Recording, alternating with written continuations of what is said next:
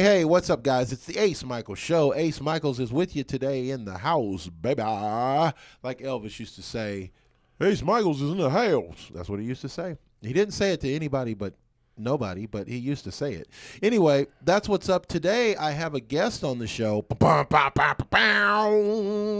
This gentleman is an icon. He's an icon in the Las Vegas entertainment community. When I say he's an icon, that means that people know of him before they meet him. I knew of him before I met him. Just now. I've known of this gentleman for years, and today is the first day that our noses touched. Please welcome Rusty Myers to the show. No, stop, please. Stop. And it's not weird that Rusty's doing his own audience. I'm not doing that. It's crazy. That's Rusty doing his own audience. I've been doing this show for 9 years. I've never had anybody do their own audience. I love it. Rusty, how you doing, man? I'm okay. It's all right. Are you sure? It's good to meet you. Ace is the place. The helpful hardware man. It's great to be here. Listening to me. I don't know. So Rusty, you're a professional actor. That's what I've heard. You're a professional, and that distinction is hard to come by. Well, professional is if you look it up, there's a definitive term, and usually has something to do with getting paid. Right. And that's what I had. I just had been doing it for so long that I, for free all through high school and college, and Right. I could go back through all of the dozens and dozens of plays and musicals that I did all through high school, and fortunately even got paid to go to college to do it. Yes. But amens. and when I started doing that, it was just like, wow, I'll do this. This is fun, And then realizing, oh, wait a minute, there's money to be made.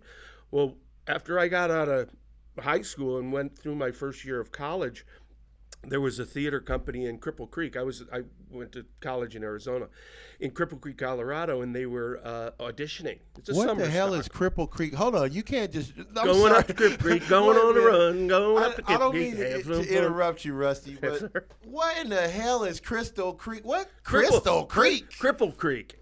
That's what it's called, Cripple Creek? Yeah. Oh, hell no. Yeah. That sounds like some racist stuff right there. It could be. Cripple It's a Creek? little mining town way Oh, up no, above hell no. Colorado You're making Springs. it worse. Do Yeah. not clarify with that. Yeah. It's a little mining town? Yeah, Oh, I think hell there are a no. couple thousand people that live there during the summer and like 20 that live there during the winter because it's way, way up there.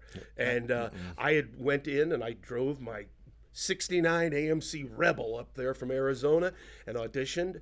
And This interview is getting more and more Caucasian as it goes. What? I don't even understand what that car is. What kind of car is that? Yeah, that's a it's redneck car, yes, bro. it is. Yeah. Yeah. What did you call it? What kind of car is It was that? called an AMC Rebel. No, it didn't have Okay, like I'd been a stopped. swastika on the AMC. side or anything like An that. AMC Rebel. Yeah. What the hell is It's kind of a gremlin or thing. It was, one of those crazy.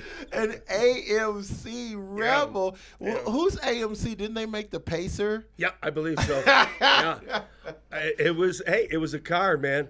Wow. $700, and I was happy to have a car. Right. But I drove up there on my own, and it was like, I don't know. In an AMC Rebel, of Yeah. course, you're going to be on your own Made a it. lot, buddy. Yeah.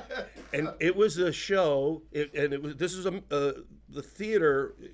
This was like their 29th or 30th season, and they did melodramas or Victorian dramas up there. Okay. And I went and auditioned, and I ended up getting it. And so they let me stay there, and they gave room and board, and they paid me $85 a week. Nice. Yeah, You were living on the hog. I right would have there. done it for nothing. But here was the trip: was we had to have the show memorized in 3 days. Wow. Now, I was the youngest actor ever to perform at this theater. I was 18. Uh-huh. We put the show up in 9 days. Now, in high school and in college, you'd rehearse for 2 months before you'd put up a show for maybe 2 weekends. Yes. And the fact that we did this so quickly and put it on, we did a show twice a day, 6 days a week, 150 shows.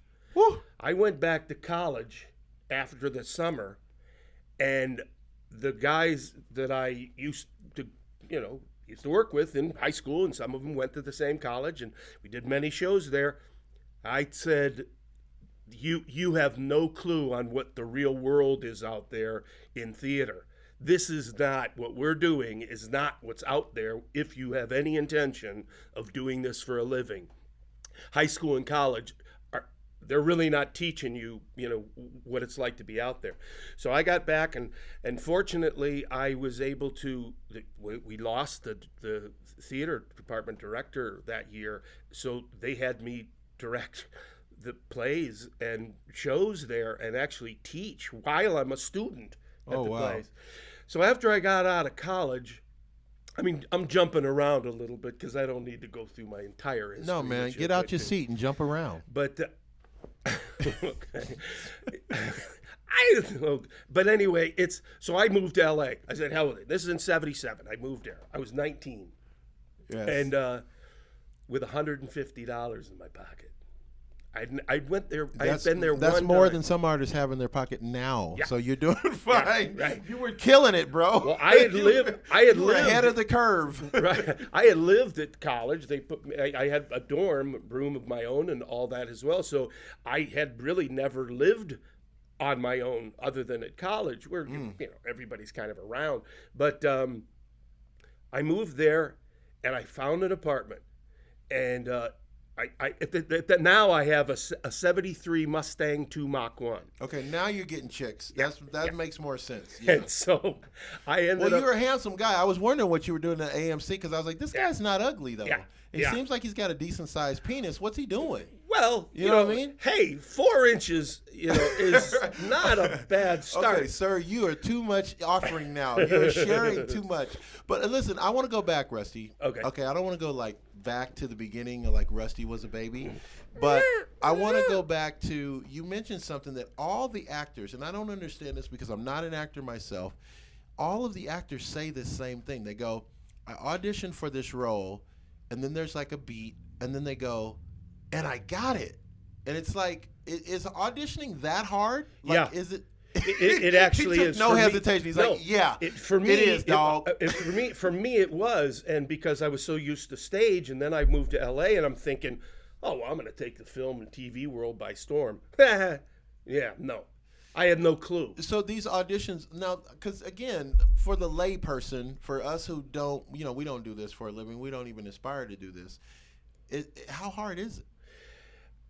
Now we're going back to the penis thing? No, sorry, wrong. Okay. Not two guys talking about penises. Not going to happen. Damn. Listen, we could sit here and sing a ballad together. That would be fine. I wouldn't write you a ballad. Right. That would be queer, gay, but I will go ahead. Not that anything's wrong with that. No, not in this culture. Absolutely not. Superman's going to be gay, by the way, too. You know that, right? Yeah. The new Superman is bisexual.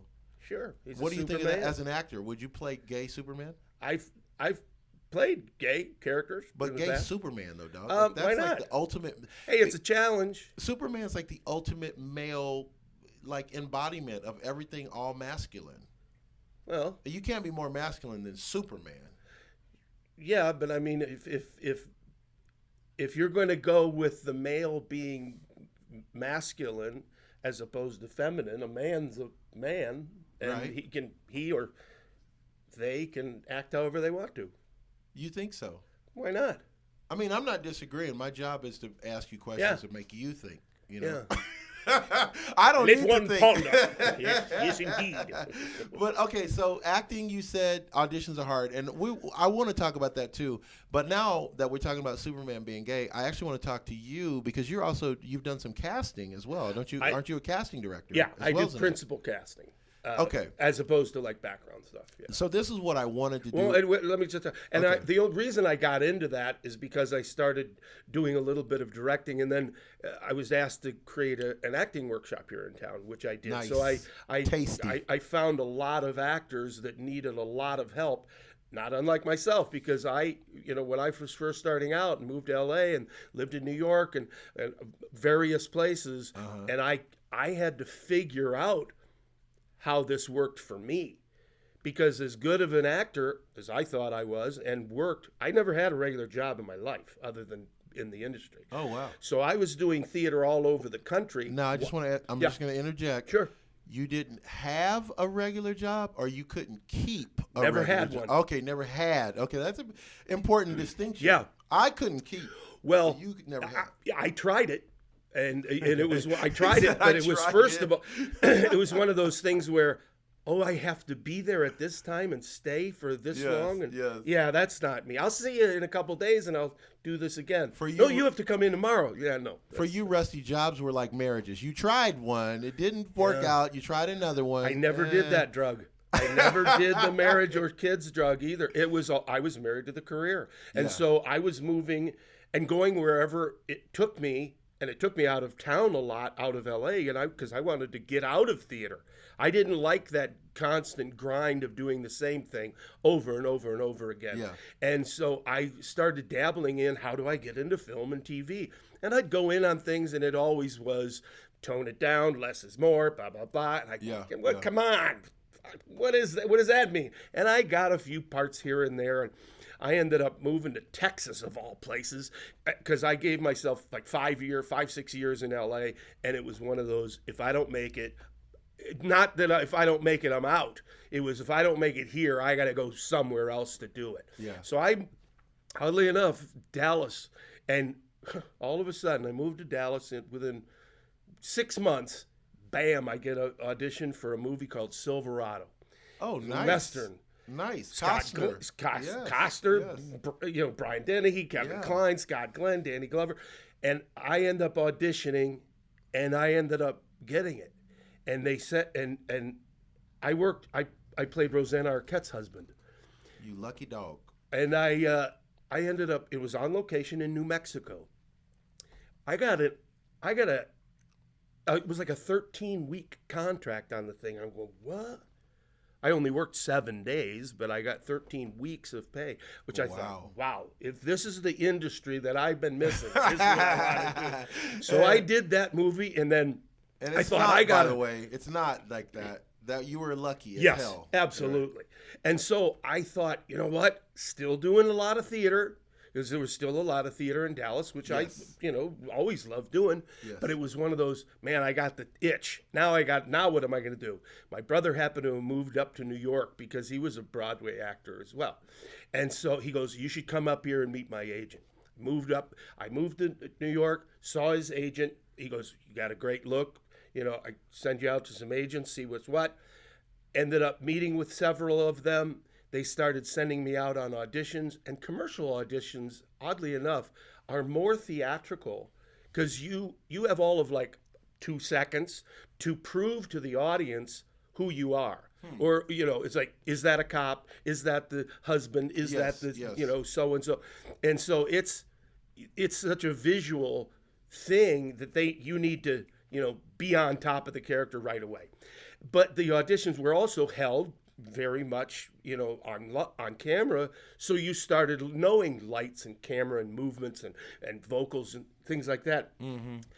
I was a spokesperson for Wendy's Hamburgers with opposite Dave Thomas for 10 years. But I booked, 30, 40 national spots in New York. Oh, wow. And I had 6 of them running at one time. That's, my agent was like, this is unheard of. But the difference was I found out and I'll show you a picture of me as a younger kid. Good looking kid. Yes. But I was Modest, a dime a too. dozen. Well, when I show you the picture, you go, yeah, you're right. But I'll tell you, I was a dime a dozen in L.A. Blonde-haired, blue-eyed, built Yeah. like a brick shithouse. Yeah. I had moved to New York. We don't know who you are. We don't have you. yeah, We're all, not to be, You I'm not a Guido. You didn't fit a certain stereotype or typecast or what. So listen, Rusty, we called you on the show today because we love you, not in that way. But we wanted to, because you have a tremendous amount of casting experience. So I wanted to play a game with you, my friend, if I could. Sure. I wanted to play a game, not in that way. But you have a casting experience. So I would like for you to play this game where we're going to cast roles. Okay, and you can pick any famous actor you want, alive or dead. And so I'm going to throw you a role, and you're going to tell me who you, as the casting director, the professional casting director, who you would put in this role. Okay, you ready? Go ahead. Okay, so this is a new film. This is a new film, Santa Claus, and we're going to cast Santa and Mrs. Claus. We need 2 A-list actors. All right, so go. Well, if you have the budget, The budget's unlimited. Oh, okay. Yeah. I would, just off the top of my head, you have to go with your typical. You always want to go typical. Okay. But as a casting director, I also want to go. We could go with a different. Does Santa Claus have to be white? It could be. That's a good It could question. be a variety of ways to go with it. If you think of your typical lawyer, you're going to automatically see this picture in your mind. Like I would have said, oh well, John Goodman. He would have Burl Ives. Back in the day. But you also go, God, could Matthew McConaughey pull off Santa Claus?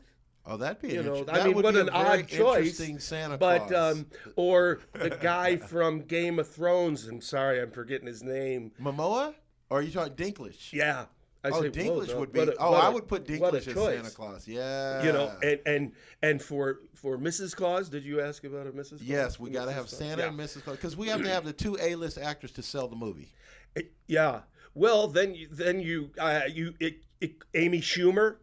Could be a choice. Certainly. This guy's good. You're razor sharp, Rusty. Yeah. Wow. I would pay to see that. So Peter Dinklage as Santa and Amy Schumer as Mrs. Claus.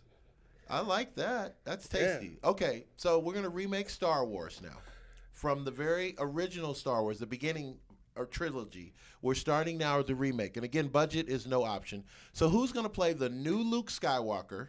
And who's going to play the new Darth Vader? The new Luke Skywalker, I would, And again, these actors don't have to be alive in this scenario. So you can pull from any history of actors that you want. Jimmy Cagney. Ooh, as Luke or Darth Vader? I'm your father, Luke. I don't know. And Walter Brennan could play somebody, but I don't know if anybody knew who he is. Now, I'm not a good casting director. I'm not a casting director at all, but would you consider Humphrey Bogart as Darth Vader? He's a very dark character. He could be very, very dark. Of all the towns and all the places in all the world, he used to come to my bar. I don't. Sorry, you did one I don't do. I don't do bogey. You don't do bogey? No. I don't actually do, but okay. It'd be a good one. I'm going to make him an offer the camera feels. Oh, Brando as Darth Vader? Yeah. I can see Brando as Darth Vader. Hey, I mean, those are... What do you think about your contemporary actors like Javier Bardem, who's always playing, he's always playing a baddie? Or what about Christoph Waltz?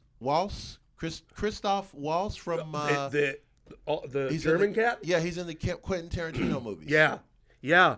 Those are the people that I always kind of aspired to. Not now, because back in my time, there were different actors that did things that's what I want to do. Yeah. And it's those actors, and I'll update it so your audience would be, it's like, oh, I think I remember who that is.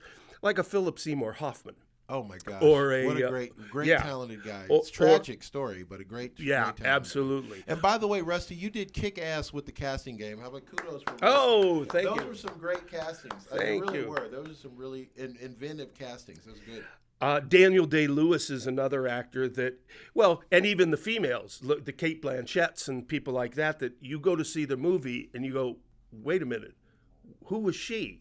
Right.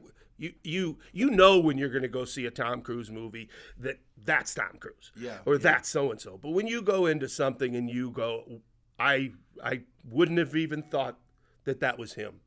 Yeah. And so, are these little timer bells? Those are timer bells, but those aren't for you. Don't you give that away. But okay, so that is the timer bell. But I want to bring this up because you are very good at what you do. I had no idea that you were so sharp and proficient at this. So let me run this by you. It's a little bit more controversial topic because we're going to talk about women And you got to be careful when you talk about women because women don't allow you to, certain things they're not going to play well. So this is not going to go over well with the women probably. But I want to ask you this. There seems to be a trend in current cinema to take male-dominated roles, male-specific roles that have been popular. We talked about Superman's going to be a bisexual character in the new Superman film. But Captain America is going to be a woman. And they're talking, well, they actually made a show, but they didn't release it, where Batman, the new Batman-type character from the Batman family, was going to be Batwoman instead of Batman. So as an actor, as a male actor, do you feel we've gone too far with this equality where we're taking, well-known popular male characters and turning them into women? And on the other side of that question, we're also doing the same thing with I don't want to say gentrification. Yeah, gentrification. That's the word I want to use, where we're taking a character that used to be a white Snow White, and now she's a black girl, but she's still called Snow White. Or she's a Latin girl, and she's still called. You get what I'm saying? Yep. I think that you're allowed to do whatever you want to, and if it works and it makes money, then it is what it is. If you like it, great. If you don't, that's up to you. I mean, if a lot of people like sauerkraut, a lot of people don't. Do you blame the sauerkraut? So I don't think I've ever heard of that. Ever. I'm not sure I want to hear it again. No. Well, but my point is I've seen shows that are done, and for example, I've done the musical Oklahoma 6 times all around the country. I've played Curly and Will Parker, actually played them both in the same show once. Okay. And now the show is completely different, and they took this, one of the most iconic musicals of all time and turned it into, what? When a female does Hamlet or a certain person does, look at, Laurence Olivier playing Othello. That was a long time ago, and people would have nowadays. How dare you playing this? John Leguizamo is getting into, hey man, if it's a Latin character, a Latino has to play it. It's like, I'll tell you what, I've played roles that they wanted a black guy, they wanted a woman. I went in there, they go, wow, I never would have thought about it going this way. Huh. You know what? I just want the best person. Is that good though? Like when a role is changed for a different gender, like for example, we know we talked about Superman, and I've talked about Superman. There are female roles that I would love to play. Like which one? Well, when in a again, I'm going to go with musicals and things like that. But there's a role in Man of La Mancha. The role of Aldonzo is beautifully written and vocalized. Nancy in Oliver, and I've done Oliver a couple of times as well. But I was like, wow, what a great role, in these shows. When you see certain things, it's like if you can do it. I'm not saying that you have to play a female. Yeah. You have to turn it into a male role. And they've done that with shows, a lot of shows, and it works. It works. And okay, so Rusty, let me ask you this because I'm immature. What about? Wait a minute, it's your birthday today. Come on. Well, no, but I am because I still think you it's a don't big look deal. a day over 70. Come on. Right. Exactly. I swear to God. You are good, yo. If only he knew. Little Cloning bit. is a thing. Cloning happens. No, but if I talk to you about this is one thing that's always been a curiosity to me: is actors kissing on camera? Are you still kissing in character? Are you still who your character is supposed to be when you're kissing another actor? Or would that be just a natural impulse to the man in you's got to come out. You're kissing someone, and that's going to ignite certain feelings, right? Yeah, you can take it a little too far. On camera, I think you would be, since it's so technical, and everybody kind of watching, and you have to be in certain angles, and sometimes your lips don't actually match because you're only seeing profiles, so it's a little, not normal. But on stage, you usually have to kiss like regular. It's not like you're open mouth kissing and stuff like that, unless that's called for. I haven't had to do that before, but there were a couple of times that I had a pretty nice co-star, and I thought, I'm kissing her. And is that hard for your personal relationship? Again, Like, we're back to the hard thing. yeah, like what? Why do I get the feeling Always that Rusty comes knows back. about hard and more than anybody else? But is that hard with your co-star? Like If they don't know it, yeah. If I did it one time and afterwards I thought, why didn't you slap me?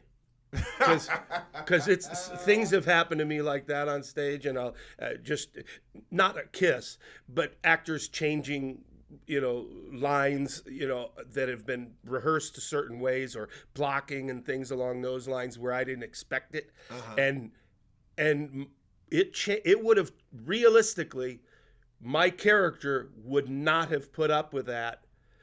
For example, I did West Side Story.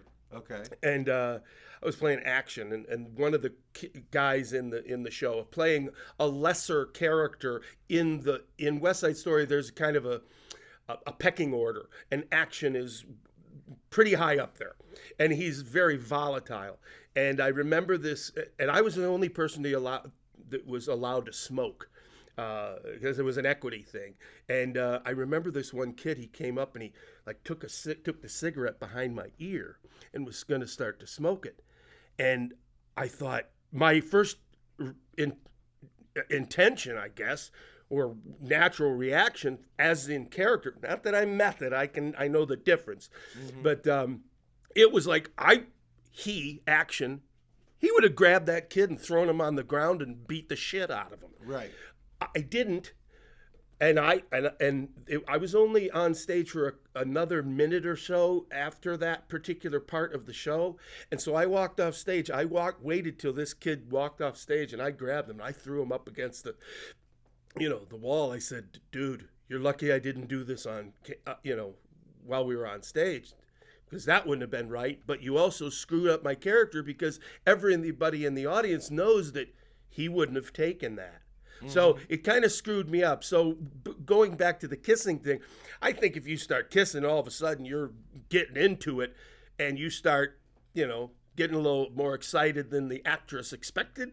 She might be, dude, come on, Moonlight, snap out of it. Right. But it's, you can only take it to so far, I think. Now, what about other aggressive things, Rusty? Like playing dark characters. Like, would you? Obviously, you're an actor. You're gonna take a role as a pimp or a drug dealer. You're an actor, so you're gonna play the role.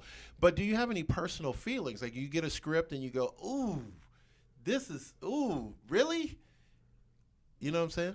Well, if I, as an actor, I either break it down where, is this something that I could play? Could I do this something where I could really dig in and make this my own? And not only just for me, because a lot of actors just act for themselves, and some people just like, hey, I'm doing it for the audience. It's all your call. But how you get there in your process is, I don't care. You were talking to somebody a couple of days ago about techniques and things, and there are so many different styles and how to get theirs. And I'll tell you what, the techniques that most of these people just kind of almost name drop, most of those people, the Meisners and Uta Hagens and Strasbergs and all of these people, they're dead. And they have been dead a long time. And if you look up some of these people on IMDb, their acting, credits are very limited. It was because not every actor can coach, not every coach can act, right. And that's okay. But most of those techniques are for stage. So it took me a long time to figure out what worked for me and how to break these things down and make it my own, to where I could start actually auditioning and booking. And when I came to Las Vegas after LA and New York and back to LA, and I thought, you know what? Not that I would have loved to stayed in New York, because I was killing it. But New York winters are and LA is not an easy place to live. I mean, they're both very expensive, but when I came and kind of hung my hat here in the mid-90s here, I started looking around and realized I know there are movies that are being shot here. There are Yeah, television yeah. shows that are being shot here. And I would go into these auditions and I would book everything. And it was because the casting people were from LA or somewhere else, because there were very few of, if any, casting directors here in LA, here in Las Vegas, that knew what they were doing. They were all doing background stuff. And so they would bring in somebody from LA and they would see all of these people and the agents would just click the send all button. And as a casting director, I don't want to see everybody. I want to see the people who are right for it, because I have to narrow it down to a certain amount of people. Yes. So when I would go into these auditions and I'd see people, I literally would see people going in there with a Polaroid picture and a handwritten resume. I'm going, what? What are you doing here? Oh, my agent sent me in. I went, you have an agent? And you're coming in to audition for, XYZ real movie? You don't have a shot in hell. I mean, I don't think that, a newbie shouldn't be seen, but you're wasting a lot of people's time if you're really not right for something. And, and it's opposite. I mean, I've done things here in town opposite major stars. They're not going to have somebody that doesn't have that on their resume and have them seen, even if they might be right for it. So the thing is they would see these people and 20, 30, 40 people would be going in, and the casting people going, is this all you got? And I would walk in and they almost like, okay, next. I'd walk in and I have all my shit together and here's the scene. And and they go, oh my God. Where are all of you? I said, there aren't many of us as far as I know. And so it was frustrating to them. They stopped coming. And the few things that are cast here, very few principal, especially union principal roles, even day player roles, are cast from locals because they just don't have the time. And so many of these actors have no training whatsoever, and most of them are, if they studied with somebody, they're studying with somebody who is basically reading the book that somebody else read the book, because you can't take Meisner for a couple of months and think you know what his whole His technique was about. Stanislavski and all the name them all. I've taken them all for the entire length of time you have to do it, and realized this works for me, this doesn't work for me, this works for me. So I blended my own thing together, and which made that work. So I started booking.